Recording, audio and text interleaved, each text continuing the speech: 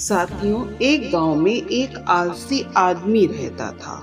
वो कुछ काम धंधा नहीं करता, बस दिन भर निठल्ला बैठकर सोचता रहता था कि किसी तरह कुछ खाने के लिए मिल जाए। एक दिन वो यूं ही घूमते घूमते आम के एक बाग में पहुंच गया। वहाँ रसीले आमों से लदे कई पेड़ थे। रसीले आम देखकर उसके मुंह में पानी आ गया और वो आम तोड़ने एक पेड़ पर चढ़ गया। लेकिन जैसे ही वो पेड़ पर चढ़ा, बाग का मालिक वहां आ पहुंचा। बाग के मालिक को देखकर आलसी आदमी डर गया और जैसे तैसे पेड़ से उतरकर वहां से भाग गया। भागते भागते वो गांव के बाहर स्थित जंगल में जा पहुंचा। वो बुरी तरह से थक गया था, इसलिए एक पेड़ के नीचे बैठकर सुस्ताने लगा। तभी उसकी नजर एक लोमड़ी पर पड़ती है। उसकी एक टांग टूटी हुई थी, वो लंगड़ा कर चल रही थी। लोमड़ी को देखकर आलसी आदमी सोचने लगा कि ऐसी हालत में भी इस जंगली जानवरों से भरे जंगल में ये लोमड़ी बच कैसे गई, इसका अब तक शिकार कैसे नहीं हुआ। जिज्ञासा में वो एक पेड़ पर चढ़ गया और वहां बैठकर देखने लगा कि अब इस लोमड़ी के साथ आगे क्या होता है।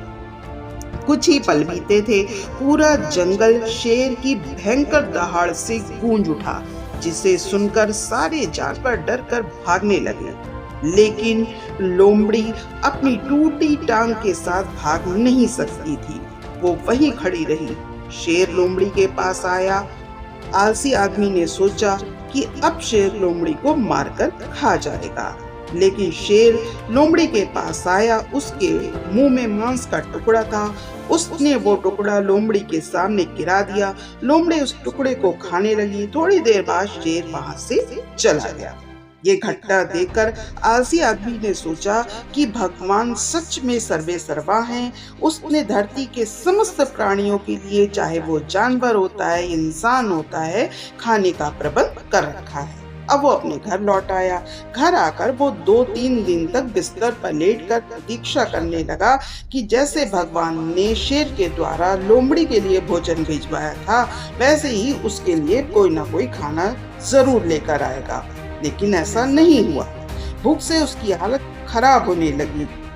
अब उसे घर से बाहर निकलना ही पड़ा।